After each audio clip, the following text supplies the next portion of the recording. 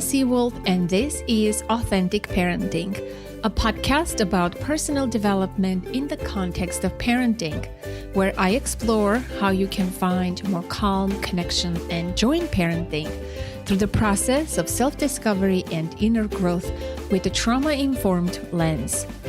I'm a parent educator, and my mission is to help children by helping parents. The motto of this podcast is raising our children, growing ourselves. Today, a compilation episode. I have put together short clips from some of your favorite conversations to remind you of what's important in parenting, to give you a boost of inspiration and positivity in the new year. I created this compilation episode so that you can start the new year with renewed energy and intention, a sense of hope and possibility, unshakable confidence that you are a good parent, courage to look within, fresh perspective to keep your eyes on the big picture, trust to be guided with your heart, commitment to become comfortable with your own discomfort and befriend your emotions, willingness to examine your own patterns and shortcomings, and of course, strong practice of self-compassion. You'll hear from Melisa Bernstein, Ned Johnson, Bill Stixrud, Ellen Gottlied, Bridgett Miller, Vanessa Lapointe, Howard Glasser, Laura Froyen, and Laney, a 13-year-old girl. I really enjoyed putting this episode together, and I hope you enjoy listening. Our first clip is from episode 286, How to Talk to Kids with Bill Stixrud and Ned Johnson, authors of two fantastic books, How to Talk to Kids and The Self-Driven Child. How our own anxiety can get in the way of effective parenting, how we can learn to honor autonomy, let go of control and agendas, and act as guides for our children, helping kids to decide who they want to be. Please be sure to check out the full episode as it's simply wonderful. And so I think if we're honest, we really could reflect on how many of the things that we do that we think are to make our kids be safe or feel safe are really to make ourselves feel better. And we want to move in the direction of doing less of that because it'll just make us be more hypervigilant. And we're signaling to, as Bill pointed out before, we're signaling to our kids that the world is very, very scary, that I have to watch you all the time. And that those are just not helpful messages to send to kids. Yeah, that's such a great example. I love that. And just to pause and ask that question, who is this serving? And is this serving me, or am I truly concerned about his safety? And even if there was something, he would contact you, right? I'm sure you are his emergency contact, or he may take care of his own situation. You're so right. Right. But oftentimes our own anxieties, our own sense of worth, it's like it gets in the way. But to pause, have the courage to pause like you did and be honest with yourself and be with your own feelings in the moment. I think it will go along the way if we could all do that as frequently as possible. There's a wonderful line at the end of The Self-Driven Child that we picked up from a movie called Miss Peregrine's School for Gifted or Peculiar Children, I think it is. And the one protagonist, they all have these superpowers, and he thought he turns to the other and says, I'm so sorry, I didn't keep you safe. And the other one turns to him and she said, you gave us something so much more powerful. Mm-hmm. You made us feel courageous. Right. And so we want to be so careful as parents that we can think of, particularly when you got little guys, you feel like a superhero, right? You can go in there and you can save them from anything. You can dry their tears and comfort them. And it feels great, right? You feel omnipotent. I made this little person feel so much better. But if we do that over and over and over, we're depriving the kid of the opportunity to be the kind of epic hero of his own epic narrative, right? That rather than being the superhero, she's forever the damsel in distress waiting to be saved. And you don't want to be the damsel in distress. You want to be Superwoman, not the damsel, right? Yeah, that word failure is key word. I think a lot of parents are afraid to quote unquote fail their children. But then one may pose and ask, a parent may say, then what is it all about? Like, what's my role in this whole parenting process, right? What is it all about? You have adult children. Yeah, well, for me, it's about, we're natural. We say in the first chapter of the book, we're natural authorities. We're bigger. We have more experience. We've thought about stuff. We've learned a lot of stuff. We know more. And so we want to use who we are and what we know to help our kids learn what they need to learn about life, so they can find a place in life that they're happy with. And in the book, we have a chapter on expectations where we talk about success. And for us, a successful life is a life that you're happy with. And we see so many kids who have so many adults who've achieved everything, but they're miserable. And for us, the really successful people are people who create lives that they're happy with. And that's why I think what our role is. It's really as guides. It's really as guides. We're kind of the captain of the ship, but not barking orders. Be respectfully helping kids decide who they want to be. One of the most useful things anybody ever said to me about child rearing was, I don't remember who it was, but years ago, when my kids were teenagers, somebody said to me, the greatest thing about raising teenagers is that every day when they come home from school, you get to see who they're deciding to be. That's what I love, that this is their life. And I organize my thinking around my role as a parent by asking 3 questions. Whose life is it? Whose responsibility is it? Whose problem is it? And I think as much as we can, we want to remember it's the kid's life. It's his responsibility. It's her problem. And we do that not in a loving, not in a you're on your own buddy kind of way, but it's in a loving, respectful way. I'm here to help. I'm here to offer advice. I'm here to help you in any way I can. I love you more than anything on the planet. But I don't want to weaken you by taking responsibility for stuff that's yours, or acting like I always know what's right for you. I don't know what's right for you. I don't know who you want to be. That's my sense. Is we want to be people who think of ourselves as guides who can help guide our kids to learn how to function in this world in a way that they're going to have a life they're happy with. Yeah, I love that. I was giving a talk at a school. This is at least 10 years ago. And I ended the talk by saying that for all of us who are sitting there as parents and their kids were teens and mine were tots, I said that I think of my job is to help my kids grow and develop, but in many ways to let them be more in charge, me less in charge. I said, look, because I could drive home from this talk tonight and get run over by a cement mixer, and that could be the end of Matt and Katie's dad. And I said, I would imagine, or I'd hope they'd be a little upset and miss me. But at some point, I'd want them to get up and dust themselves off and get on with life, because if they can't live without me, I've really failed as a parent. Right. That we love feeling needed, but it seems to me that our job is increasingly to pivot away from being someone that they need to being someone whom they want. Right. There's a story in the book. My wife and I were out for a walk with our son. It was his sophomore year, and he had a talk. He had a school dance that night. And there was a party after the dance. And it was the first time he was getting invited to kind of a real party, right? And my son, like his dad's a little nerdy. And so he said, Dad, I got a question for you. And Mom, Dad, I got a question for you. I said, well, what's your question? He said, so what do I do if I'm at that party tonight? And I said, well, you need a ride? And he's like, no, I got Uber, I'm fine. I said, okay, fine. I said, well, what do I do if I'm there and people are drinking alcohol? Now inside, I'm like, yes, the parenting win. I've nailed this thing. Like, woohoo, right? But I played it much cooler than that, I promise. And so, well, tell me more. And so we ended up having this beautiful conversation about the pros and cons and what he would do. And it ended with his saying that this sort of cautionary tale he had heard from a friend of a bunch of kids were some other party, a bunch of kids were drinking. Some kid got really, really sick. And this kind of the cops were called and everyone fled like, cockroaches from the light. And this one girl had stayed to help this other kid who was desperately like way too much alcohol. And she got a $500 fine for being in a party where alcohol was served. And he's like, so the lesson that he heard from his friends is don't be there when things like that happen. I said, well, it's a really good point. And I'm, sorry for her. She, punished for, no good deed goes unpunished. I said, there's another way to look at this. He said, what's that?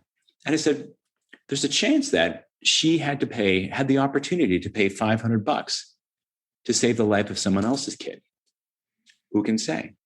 And we did have conversations about alcohol, and because we take that stuff pretty seriously too. But I'm really convinced that because my wife and I have really taken this position of just the way Bill said, of whose life is it, and trying to give advice and not take on what they can take on for themselves, even if they do it in a messy way, has put us in this position where, my relationship, all of ours, we will have relationship with our children as adults way longer than we have a relationship with our children as children. And so we're trying to plan for that, because I want my kid when he's 26 or 32 or whatever to say, Dad, I got another question for you. And what's that, pal? So I'm thinking about proposing, right? Don't you want to be part of that conversation, Next, we have a clip from episode 279, Awakening Greatness in Kids with Howard Glasser. How parenting is a relationship, and it's not a thing we do. And if we want to have lasting and meaningful relationships with our kids for years to come, we have to invest in our relationship. We have to accept our children fully for who they are, deepen that connection, and nurture their heart. This is such a moving clip that not only I teared up during the conversation when I was recording it with Howard, but also when I was putting this episode together. Kids read energy like our computers read broadband. Nobody wants to go back to dial-up. Everybody wants better broadband. Where do I get the better broadband? That was all unbeknownst to me when I was a kid, but I was seeking better broadband. And, I got better service, essentially for my negativity. Even though I was a good kid in disguise, I wasn't going to let anybody know that. I wasn't trying to make my parents miserable. It was just drawn to. It's compelling. How do I get the relationship I need, albeit negative? It's a terrible sacrifice of lives, and it's irretrievable sometimes. I mean, part of the reason I fight so hard in my work is because the way I grew up, it was irretrievable. Relationships with my important elders in my family were irretrievable at some point. They were broken. I don't take that for granted, that a kid's going to want to be with their parents when they grow up or want to be around them. They might distance themselves. I want people to have the ability to engineer that authentic parenting that allows for them to have rich, loving relationships that are based on seeing who we really are, who one another really is, that's rewarding. What a unfortunate situation for a child to grow up divorced from their parents, and for a parent to have that tragedy of essentially losing their child to distance and a lackluster. Yeah. Were your parents, when you were older and successful and, with your work and everything, with your woodworking, when you were not a child anymore, or when you were successful, Right. were they able to see your greatness and appreciate, or it was lost, the relationship to that degree? They had another image of how they wanted me to be in the world. They would have loved for me to be an accountant, and that wasn't going to be my path. And they came around. They did, to being very appreciative of who I was. But the point I'm trying to make is I tried to love them back at that point. And from their point of view, I probably did but in measly ways. I feel like what I had left to give them was measly. I know the truth is that I had closed that door. And I mean, I hate for me to say that, but it was too late. And something had expired. It's heartbreaking. I've never said that in public in that so many words, but I wasn't doing it to be hurtful to them, and I wasn't doing it to be hurtful to myself. It's just there was no pathway left for me to be as giving as I hope kids are with their parents, or connected to their parents. It's not a matter of moving in their house or spending time, or it's I have an adult daughter. I don't get to see her that often, but I feel very connected to her, and I know that's mutual, and it doesn't have to be that way. I think we can build in the wiring so the connection is dedicated, like in the internet world, you're online to one another, and it doesn't have to be, we don't have to be there every minute cheering them on or being appreciative. It becomes alive in the connection becomes has a life of its own. Here is a short clip from a fantastic conversation with Ellen Gottlied that I so enjoyed from episode 284, The Hard Truth About Parenting the Conscious Way. This episode is such a treasure trove that I really had a hard time choosing just one clip. It's so good. In it, we talk about how parenting begins with the parent. We have to do the work on ourselves. Do you measure your worth by how your children behave? Connection is the pillar of this work. Connection to ourselves and to our kids. And as a conscious parent of 2 adult children, Ellen offered reassurance that the conscious way of parenting does indeed work. And also connecting to what we were saying earlier about perfectionism, being outcome oriented. It also is like, if my child is happy, then I'm doing well. I'm a good parent, right? It also that's how we measure that. Yeah, that feeds that. But the opposite is true. If you're allowing your children to feel the full human emotional range, then you are a good parent. Then you're not, hindering that process. So it's all on the definition of what, and I don't even love the term good versus bad parent, but a conscious parent. It's all in how right. If this is literally counterintuitive, this is almost opposite of what I was taught and what society and culture teaches.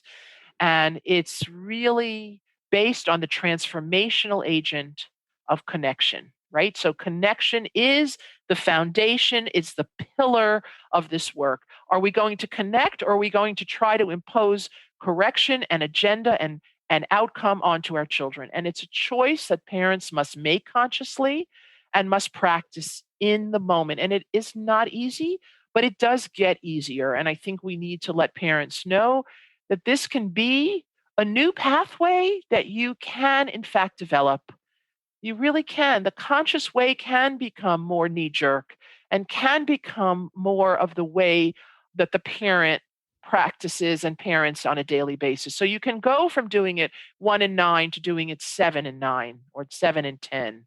You really can learn this. You just have to be open and willing to be aware, and you have to be willing, and this is the hard part, to look within, because this work is all about inner work, right? It's about raising the parent. And that's where it stems from. Yeah. It's about, right? We have to cede control, we have to cede authority, and we have to connect. And it's through connection that, ironically, we're going to have easier teen years. The teens are so rebellious often because they've been so controlled and scolded and wounded as children. And then we say, we wound you, and then we say, now go fly. now as a teenager, deal with peer problems, deal with social issues, deal with, academic excellence. And we've clipped your wings, but we're telling you, demand, fly and make me look good. Yeah. To just want to back up a couple of steps, connection instead of correction. And connection, in order for us to connect with our children, I think in order for that to be the focus, I'm just, adding another statement, connecting with ourselves. You call it raising the parent, connecting with our own self, knowing who we are, what our dreams and our desires are, Absolutely. what our boundaries are, what our emotions are, start feeling them and distinguishing them from other people's or from our children's, knowing who you are, I think, is at the core of successful, happy, joyful, conscious, authentic, whatever you want to call it, a different way of parenting.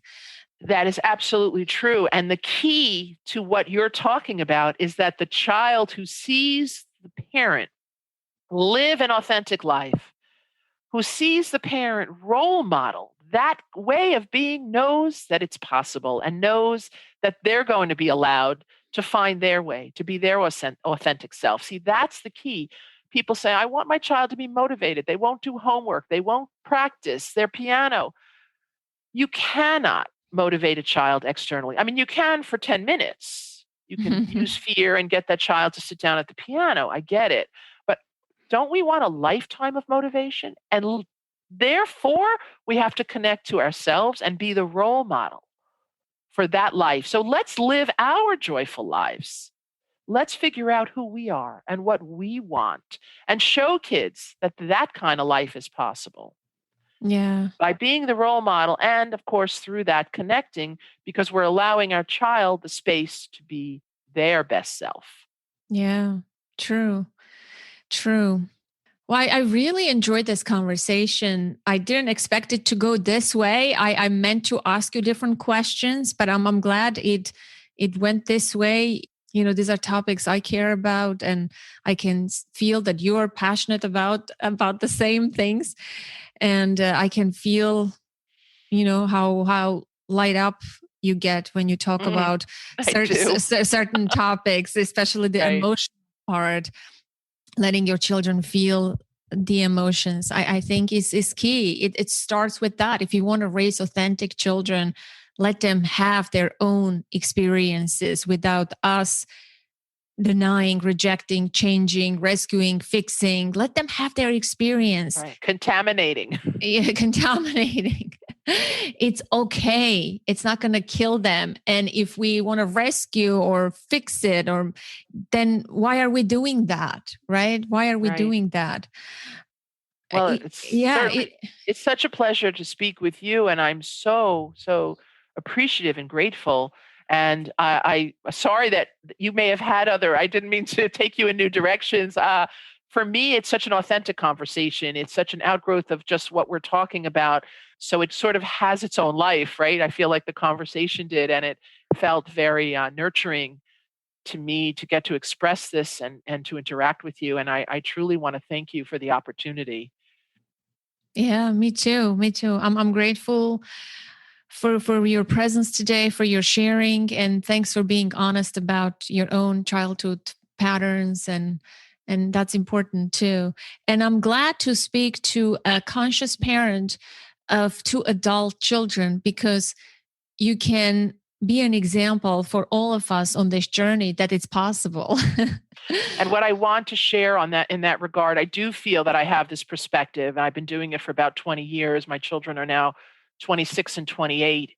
I can tell parents who are scared to make this jump that the work works, that this work really does effectuate change and help children to grow into happier and even more successful adults, however you want to define that. But I define it in them finding their way and feeling okay in their skin. And what I do want to share is that the connections you get to have with adult children when you've done it this way are remarkable. Those connections are more than I could ever hope for. And as much as I adored my parents, we connected on a very different realm at what I call Mount Awareness. We were at the bottom of Mount Awareness. And with my children, we walk this mountain together, and we walk this walk, and we get to connect in a way that is so deeply meaningful to me as a parent of adult children, and as an older parent than probably some of your viewers. So I say to parents, hang in there, do the work, get the coaching you may need to help you along the way, and don't give up, but also be easy on yourself, be self-compassionate, allow yourself to fail, and then allow yourself to course correct. Well, now I have a new burning question. Now that you saw your children grow into their own authentic selves and live their own happy, joyful, successful lives, and then I'm sure you reflected at some point with your own relationship with your own parents. And was there a sense of loss? Like, what did show up for you, if anything? What could have been possible if they were to parent you this way? Right. Well, I had to do my own work, but I understood. I came to terms with the fact that my parents couldn't get beyond a certain level of awareness. By the time I was learning this, they were in their, I guess 70s, and there were a lot of illnesses. My sister had tremendous medical problems as well as cognitive issues. And I used these skills in dealing with them, so it made us closer, but I also came to terms with the fact that I would meet them where they are, that I can't change them. And that's another important lesson in conscious living, is that you can't change another, you can only change yourself. Well, you can try to change another. I joke about it, when a lot of people in their partnerships want to change their partner, their spouse, and I say, oh, you can change your spouse. It takes a moment plus 30 years. Of practice and work. You can, but our work is to change ourselves. So I came to terms with the fact that I connected better because I stopped being angry, because I understood that they lived in a level of unconsciousness beyond which they could not get. And I accepted that fully and deeply. I met them where they were. And for the last years of their lives, as I took care of them, I had what I considered to be beautiful relationships, but on their levels, where they were, because they couldn't climb this mountain with me. And for me, that was very comforting to know that it is not my job to change them, that I can't change them. Do I wonder, I think was your question, how different I would be? I do wonder. And I can't answer that question fully because I'm still busy wondering about it. How much more could I have accomplished? And I do feel that there are things I didn't do out of fear in my career, particularly my legal career, and in my life. I see how fear has held me back. I haven't finished this journey by any means. I can label patterns that I haven't been able to maybe get beyond, but I'm okay with each day being aware and trying and doing what I can do. Yes, I do think I would have been different and maybe better off, but I'm also okay now. I accept where I am, and I've done an enormous amount of work to get to a better place. So it's all okay. And that's letting myself off the hook is my type of self-compassion. That's how I nurture myself, to say, you did enough. It was enough. You're doing your best, and that's good enough. But if I had felt more worthy as a child, and if I had been imbued with a greater sense of worthiness and entitlement to just be, I think my trajectory would have been better and bigger, but that's okay. It is what it is. But I wanted my children to have a better sense of worthiness, and I'd love my clients to have a sense of internal worth so that they can generate that in their children. Because all of this starts with worthiness. And an important question, Anna, if you were to ask me, what helps a client go further with this work than other clients, right? Because everyone is on a very different path. To me, the common denominator is, how much self-worth do you have when you start this work? How okay do you feel internally? How entitled? And I don't mean entitled to stuff, and I don't mean it in that way. I mean to your breath, to your being. And those who have a better sense of self-worth have an easier time with the work. And those who don't first have to work on their sense of self-worthiness and self-value in order to be able to take this walk and walk this path. The next clip is from episode 208, How to Be a Confident Parent with Vanessa Lapointe, all about strengthening our relationship with our kids.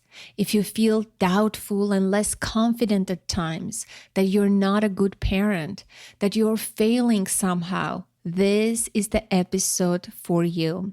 We talk about the distinction between power and force, the importance of finding your North Star, and striking the balance between being a very kind and firm parent. The first piece to really land on is that the parent-child relationship is a hierarchical one. There is somebody necessarily who must be in the lead, and not just because it makes the system flow better, but rather because the developing child needs that. They are born into the world dependent. The human brain does not fully mature until somewhere in the mid to late 20s. And we also know from the science of child development that the human brain grows optimally in the context of relationship. And so when children are gifted the opportunity to be guided by big people who are in charge, who are in the lead, that they get to grow in the best possible way. Literally, the neurological architecture of their brain is directed by the structuring of that relationship. And when parents surrender their lead role, oftentimes, as I said, from the very beginning of life for a child, the brain actually grows differently. It's a brain that will grow to be much more susceptible to stress and the other kinds of challenges that come along with having a brain very susceptible to stress. One of the things that I have observed, and you'll know, I eat, sleep, and breathe attachment. I try to live that out in the everyday minutiae of my own life as a parent. I speak about it all the time when I'm presenting, when I'm in my office with my clients. I write about attachment. I am attachment. And I think that there's a seedy underbelly to the pop culture uptake of the attachment rhetoric, if you will. And the seedy underbelly is that we fall prey to this belief that it is our job to find our children happy, and that it's our job to make sure they sort of sail through life blissfully unaware of the futility that often comes with living a full life. And so we run ourselves ragged trying to make sure that our children are never upset. And in doing so, we surrender our power. The problem is, and I've more and more lately been talking about this thing that I call the parenting mountain. And the peak of the mountain is where everybody wants to hang out as a parent. Trust me, because the views from the top are splendid. And you get to wander in glorious mountain meadows, and it's a really great life to live at the peak of the mountain. Now, problematically, the slope on either side of that peak is very, very steep. So in order to maintain your position at the peak of the mountain along your parenting journey, you need to have balance. And the balance must arise between two kind of forces, if you will. On the one side, you have this idea that you must be very, very kind to your children and full of heart and full of compassion. And I think people hear that in the attachment world and they forget that there's another side. On the other side, in order to maintain that balance, you also must be very firm, in charge, in the lead, full of leadership and guidance. And the secret to maintaining your position at the peak of the mountain is to strike the balance between firm and kind. What happens if you go too big with kind, you tumble down that side of the mountain into the swampy cesspool of murkiness and challenge at the bottom of the kind side of the mountain. And there we find the parent who's constantly overwhelmed with guilt, the parent who's just period overwhelmed, the parent who gives in, the parent who says yes when it needs to be a no, all of those kinds of things. On the other hand, if you go too big with your firm, in the absence of kind, then you fall down that side of the mountain into the swampy cesspool at the bottom side of the firm side of the mountain, where you've really just become a bully. Your child isn't actually experiencing you anymore as being in the lead. They're experiencing you as being mean. And so we have to be able to blend those things and know that if, the right answer is a no, that we deliver the no. The next clip I want to play is from another excellent episode with Melisa Bernstein, the toy maker from the famous company Melissa and Doug. It's episode 275. Don't fix yourself, accept yourself. It's jam-packed with valuable insights, powerful stories, and uplifting advice. That being a martyr serves no one and has costly effects. That allowing our children to experience their own life is key for them to grow and feel capable and resilient. As women, many of us fall into this role from childhood. You know, we become the pleaser, we become the server, we become the doer in our families. And I feel that once you're in that selfless role, and many have told me, you know, we have lots of workshops on martyrdom. They've told me that this is the only way they fit into their family, to be the one who everyone could depend on, because their family, maybe they were the introvert and everyone else was so extroverted that they fell into the serving role. And then what happens is it never leaves them. That's the only role they know. And they end up becoming, you know, middle-aged and feeling so bereft and so empty and angry, and then feeling guilty that they're angry, right? Because they're supposed to be serving, like they're supposed to be selfless, but they know this anger is seething in them.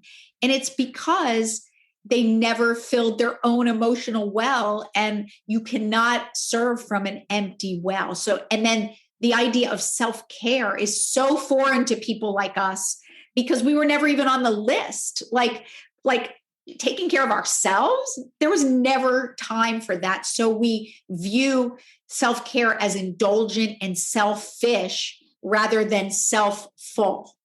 Yeah, especially those of us who are firstborn, you know, daughters, firstborn, there were a lot of expectations and responsibility. Parenting was different. It wasn't child-centric. It was very adult-centered. Yes. So a lot of us were parentified, like yourself, like myself. We took care of our families. And also the expectations for women and men were different, right? Their roles are changing. But I guess also from nature, we're wired to tend and nurture and care, right? Women are wired differently. And somehow it gets abused in us and we become martyrs. And yes, exactly. I think what happens, at least what happened to me, is it started to get taken advantage of. And what I saw with horror, and again, I write about this in my book because it was such a pivotal moment. I suddenly saw that not only wasn't I serving myself because I was angry, because I expected to be anointed and like put on people's shoulders and given eternal gratitude for what I had done. But actually it was the opposite. I had actually disabled my children from doing anything for themselves and really impeded their ability to become, you know, independent adults. So what I thought was so selfless was actually selfish to them and didn't do anything to give me the validation I needed. So it was a disaster for everyone involved. And that when I saw that, I was so horrified because I had basically exhausted myself doing something that didn't serve anybody. Yeah. It becomes self-serving. Deep down, it's self-serving. Although from outside, it may look like, what a sacrificial woman, what an amazing mother. Look at that mother. But what are the long-term consequences? What are your children learning in terms of responsibility, efficacy, agency, learning life lessons, right? Like long-term. Yes, in a short term, I think many of us are satisfied. I'm a great mother, you know, I did this, I'm doing this, but how is it serving our children? Like, is there a question, since you are a woman of words, how would you encourage someone who is in the thick of this to sort of like awaken, maybe ask themselves a question to orient themselves maybe and not do the self-serving act, but see their, you know, that this is going to serve their children instead? Yeah. I mean, I think it all comes down to space and getting the space between your heart and your head and beginning to see your actions for what they truly are. And I guess I would ask the question, is what I'm doing serving myself or serving them? And when you start to ask that question, you see very clearly where it is. And I'll give you an example that actually for me changed during COVID. So I am a self-professed recovering martyr. And martyrdom was one of my greatest afflictions that I needed to change in order to free myself and free my children. So, I always make food for my children. And I think because I suffered with eating issues, I was terrified that my kids would not eat and suffer the same thing. So whenever they wanted food, I would make them food, even if it was 11 at night. And I had an early meeting the next day, I would make them whatever they wanted. Like if it was a stir fry, I made it because I didn't want them to go hungry. So I really disabled my kids from doing those things they needed to do to serve themselves and become independent. So my son, who was 13, I was still making food for him every single night, like if whatever he wanted. And, I knew by 13, folks should be able to make their own food, right? But I was having such a hard time, again, because I felt guilty, like when I was a child, for not serving him. So gradually, I started to say, I would even get my kids water. If they were sitting on the couch, watching a ball game and they wanted water, they would say to me, "Can you get me water?" I was that much of a martyr. So the little things I started to say, and it was so hard, I had to dig my nails into my hand. If they said, "Mom, can you get me water?" I'd say, "I'm sorry, sweetie, I'm in the middle of a letter I'm writing. Can you get it?" And I would be like, it was so hard. And little by little, they started to. And during COVID, when my son would ask for food, I would say, "Oh, sweetie, I'm in the middle of something. Do you think you could make that for yourself?" But I'd ask it as a question, because I was still so tentative. But just recently, he went into the kitchen. He said, "I'm hungry. I'm going to make something." And I was like, "What are you going to make?" And he said, "I'm going to make fettuccine with sauteed shrimp."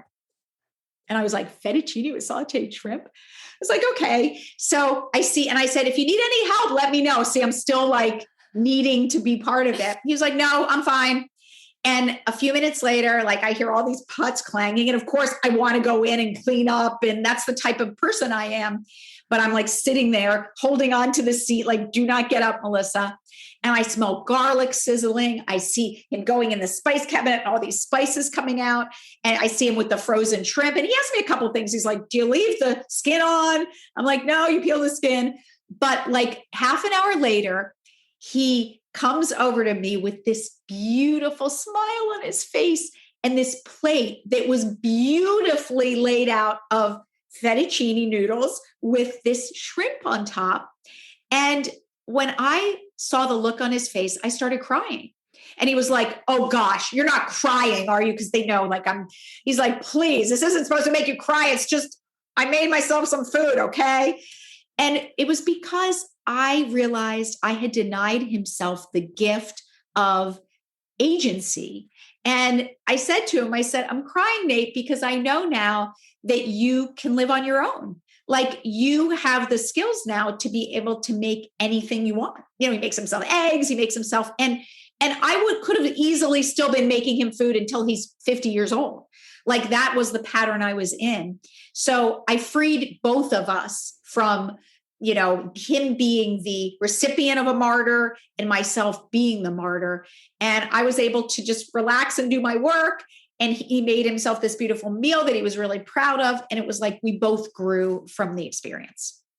I pulled a short clip from another phenomenal episode with my friend and colleague, Bridgett Miller. It's episode 226, Practicing Conscious Parenting.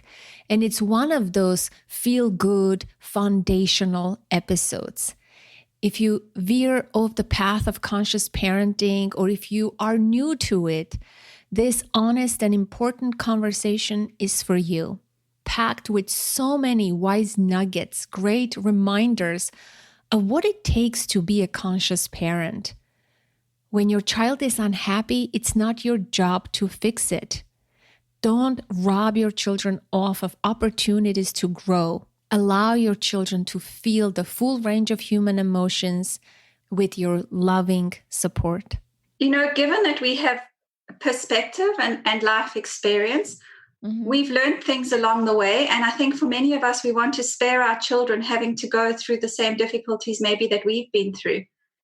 So through our adult eyes, we can see what might look like a shortcut to get them where we think that they need to be in order to be happy people.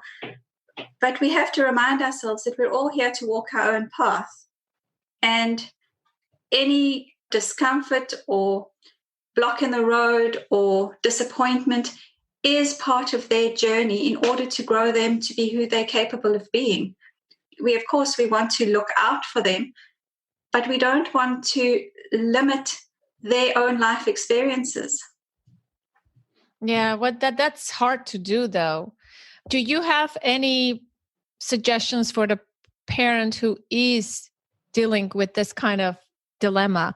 They find themselves wanting to make everything perfect, wanting to make things magical and exciting and entertain their children, who are trying very hard. I know so many parents like that, sadly, who are really sometimes killing themselves to be the best parent that they can be.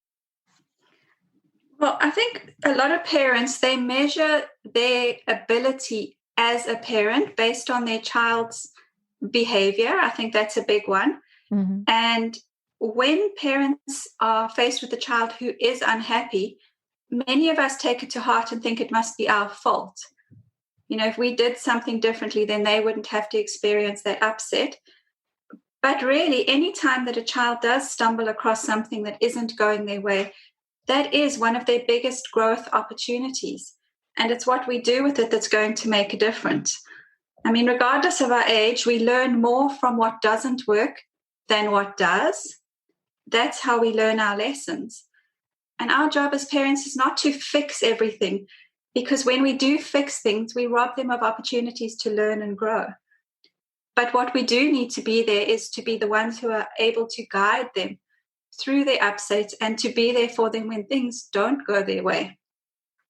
Having a parent on your side who gets you and is okay with your discomfort and that doesn't jump in to fix everything opens the opportunity for a child to be able to feel their feelings of how sad something is, or how upsetting something is, or how frustrating something is. And they feel those feelings rather than having them distracted by a parent who quickly fixes things. That's going to be their true growth. A parent who can be there in their discomfort and be there to comfort them is what's going to bring that resilience. Resilience comes from feeling the sadness in what's not working and having someone there who can pat you on the back and be there and say, we'll get through this together. I believe in you. Yes. In chapter 46 of your book, you talk about that. I need kindness most when I appear to deserve it least. Yes. Right? Yes. And in moments where we are faced with, an example would be in a young child, it could be an old child too, but what we would call a temper tantrum. In those moments, their behavior goes against everything we've tried to teach them. And that can make us respond from a place of wanting to shut down that behavior because we want them to do better. But in that moment, they really, really can't. Many of us were raised to believe that we needed to clamp down on unwanted behavior in that moment. Otherwise, it was just going to become the norm.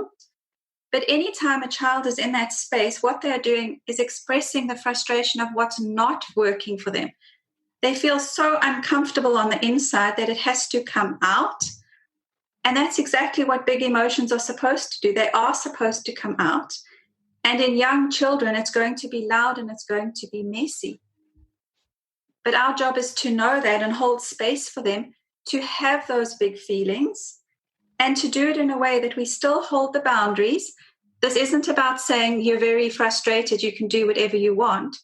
This is us acknowledging you're very frustrated and it needs to move, but I'm going to help you. So it's finding that balance between still having those boundaries, which children need, and being gentle, holding that space, and then moving through it with them so that they can come out on the other side better for having had those big feelings. When we're afraid of big behavior, what we do is we get sucked into it. We get so fixated as parents trying to stop it that we actually block the true learning which is going to take place if a child feels those feelings and moves through it.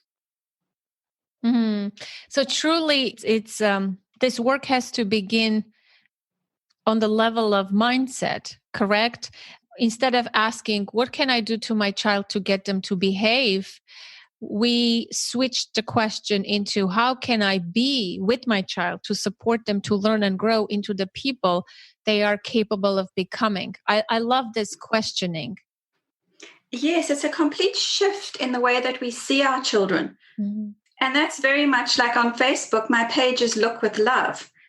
Because although we love our children, we need to look at all of their behavior through those eyes of love. They're not out to get us. But in that moment, how we respond is going to be determined by how we see them. We need to shift our perspective and see them as needing our help, not needing punishment or our hostility. That can bring a complete change to the energy that we bring to an experience that we're having with them.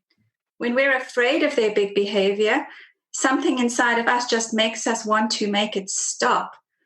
But when we let our hearts go out to a child who's having a really, really hard time, that makes us want to help them. And then we soften our response because it feels right. The difficulty rises when we get sucked in and there's a challenging situation and we're triggered emotionally. It's sort of what we know, how we think, a great mindset or conscious parenting ideals we may have, it just goes out the window. We're unable to practice it, right, on a practical level. Yes. Right? Yes. And that's why what I'm sharing with you doesn't happen overnight. There is no fast forward on this process. It starts with an awareness and a willingness. Like first we have to be willing to look at why we are so triggered. Think it's about our children, but it's everything to do with what else is maybe not working in our life. So we can't rush this process. We start with just being content with noticing. If we can, in those moments, we find ourselves feeling very, very triggered, rather than thinking to ourselves, what can I do to change them? Just turn it inwards and go, oh, how am I feeling now? And maybe that's, in the beginning, that has to be enough. But that little bit of awareness will bring out in you the very next time you're in a similar situation. Again, you check in with yourself. And then the other piece I would say that is key to being able to do this is taking the time to understand children's behavior. A lot of the way that we respond is because we misread what we're seeing in them. We think it's a problem when actually it's just who they are developmentally. When we understand where behavior is coming from, we're much more equipped not to get sucked into it. And it doesn't feel as personal. It's just where they are developmentally. Yes, I think every parent should learn about the development of their children's age. It's important to know what's happening at this stage, because let's say it's a 3-year-old and they're having a tantrum or they're having a meltdown. If you view that as a misbehavior, is a bad behavior, or you're in a public place, then you're not going to show up as this loving, conscious parent, right? Everything you wanted to do, it's sort of, you're unable to apply because you view the behavior as something I want to stop, get rid of. This is embarrassing. Why is this happening? I like how you sort of, how it starts with the parent, right? It's good to learn about children and their development, to have this knowledge. I think that's one branch of this. The second branch is the parent who has to do the work on themselves, because we're all going to get triggered. It's not going to be easy for any of us. I've never met a parent who has it all figured out and has this nice, flowy relationship with their children. I think, right? I've never met anyone. That would not be normal. And so I think if you look on Facebook or Instagram, you see pictures of what maybe makes you think that that's how they're living. this glorious, perfect life. And I think that can make us harder on ourselves too, because we think maybe we are not measuring up to the way other people are doing it. But the reality is, behind every closed door, there has to be upset and behaviors that we don't want and all of those things. But every time we're faced with one of those, it's an opportunity for us to help our children to grow, but it's also an opportunity for us to grow up alongside them. Yes, I think adopting that mindset and having that tattooed in our brain is key, because then you will be constantly reminded of it, that this is all right. I am growing, so is my child, right? Next, I want to play a clip from an episode I did with my dear friend and colleague, occasional co-host, Laura Froyen. It's episode 238 on getting kids to listen and cooperate without damaging their dignity. And again, this work begins with us by examining our past traumas and shame stories, learning about ourselves, becoming more self-accepting, and practicing self-love. And remember, when we control our kids, we lose our influence. What gets in the way of how you want to parent? What do you bring in from your past? What do you need to heal in order not to pass it on to your kids? I think most often what I encounter in working with people, speaking with people, is we are stuck in our own shame stories, in our own unworthiness stories. Deep down, most people feel unworthy, shameful, and so they have developed, because of that, coping mechanisms, lifestyle choices, and ways to live their life, to mask, to cover, in order not to feel the unworthiness. And when we bring that to parenting, it can look like overperforming. You view parenting, unconsciously, of course, as a performance. You start to measure your worth by how your children are doing, behaving, achieving. And naturally, you want to control that because it feels good to control, because then you know how well you're doing as a parent. But deep down is that emptiness, that sense of unworthiness that we try to fulfill to feel better, right? When we are performing. And so what I think it takes courage to look inside and see where our shame stories come from, where our unworthiness comes from, and learn about it, become intimately acquainted with it. It's painful, it's vulnerable, it's the most vulnerable part of ourselves, that shame, that unworthiness. And when we dig deep and uncover and learn to accept, I think that's where the true healing starts. I agree. And if we want to have authentic connection with our kids, we have to, that has to come from a healed, or at least a healing place within us, a place that is unconditionally accepting and open and able to be vulnerable, able to be accepting of our children's unconditional love, and able to be freely giving of our unconditional love too. And I think that connection is where we get influence with our kids. It's the relationship that gives us influence, right? Yes. Well, and again, it begins with the connection to ourselves. If and when we're comfortable with ourselves, then we can give it to other people because we know how it feels. And then we can truly influence our children. I want to conclude with a short clip from episode 298, How to Build Closeness with Your Kids, with one of my listeners and her 13-year-old daughter. Laney's advice to parents everywhere is sage and down to earth. I absolutely love talking to this young girl. What advice do you have for parents? What do you rather parents use with their kids instead of demanding, commanding? They still want to communicate, right? Things have to be done. I mean, they can't just let the kids be on their own completely, right? We still live together. how do you think parents should improve their communication so that things will get done, the child will not be upset, there won't be fights or will be fewer fights? Based on your experience, what do you think would work for parents? I think that parents should just choose their battles and think about what's worth fighting, I guess. Because I feel like me and my mom, as I was saying, we would fight a lot. And we both just started choosing our battles. And we're just saying, this isn't really worth it. I'm not going to put my energy into yelling at someone else because it's not worth it in the long run. And so that's basically it. I mean, just really listen to your child. What they're telling you, they need you to listen. And when you start listening, that's when the changes are going to be made. Yeah. Listen, deep listening, right? Listen with intention, not just listen.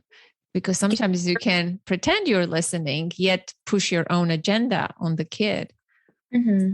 Yeah, it's about getting curious. That like magical when you listen to your children and hear past the behaviors and hear what they're really trying to tell you, but they're not developed enough to be able to tell you. Mm-hmm. I feel like the only way that children now can tell you how they're feeling is by lashing out or yelling. And I do that. I lash out. I yell, even though I know that there's other ways to communicate. I still do it. And I feel like a lot of people do this. And it's just hard, I guess, when I'm mad and when I'm angry. I don't know how to communicate, and I still am learning how to. That's really huge that you just mentioned that. And I appreciate that you're being vulnerable there, because in the past, like Laney, you would have been embarrassed discussing this. But I think that Laney's realizing that everybody makes mistakes, and that no matter what, I've been telling her more and more, I know you're having a hard time. I know you're struggling. Just because you yelled at me and said horrible things, wow. It doesn't mean you're a bad person. And I believe for the longest time, Laney has had shame that she's like held within herself and not been able to say it because she's been so scared and feeling so horrible about herself for her behavior. I've been telling her, like, it's okay. I love you. No matter what you say to me, I'm always going to love you. I don't know. I'm not communicating this well enough right now, but I think Laney's finally able to give herself compassion. We've been talking about that a lot. Like, you are not a bad person. You're having a hard time. You're growing. You're learning. I'm here with you. How can I help you? And it's getting through to her, but I'm learning it now as well. And so you said, Laney, choose your battles. I want to, as we approach to the end of this conversation, I really want you to offer some tips for parents in terms of talking to their kids, improving their communication, choosing the battles. What battles should they choose? And in terms of understanding their kids or emotion regulation, whatever comes to mind, if you were to summarize like top 5 tips from Laney, take a moment to think about it. I know you're not prepared for this. We didn't prepare any of it, but. Yeah, so I think that sometimes it can be really hard for the kid to go up to their parent and just start talking about everything. So, I mean, I felt lucky enough to be able to talk to my mom, but I know that some of my friends are struggling where they feel that they can't. So my advice is to, even if it might seem weird at first, it might be like, oh, this is so cheesy. Oh my God, why am I asking my kids if they're doing okay? But just talking to them, having a nice conversation about their day or just what was going on, if somebody was like bothering them or something, because then it will get them to open up if they feel that they need to tell you something. And it might take a while because maybe they don't have anything going on, but they will feel that if they do have something going on, that they'll talk to you about it because you got them to trust and to open up about that kind of stuff. So I feel like that's really important. Yes.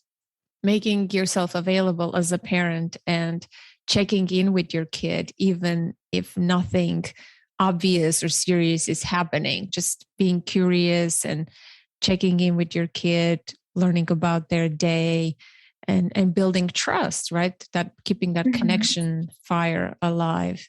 Yeah. And also showing like compassion and showing them that you might not be going through the same thing, but you can help them go through it and you can guide them and just talk to them about it. And that made me feel so much better when my parents do that.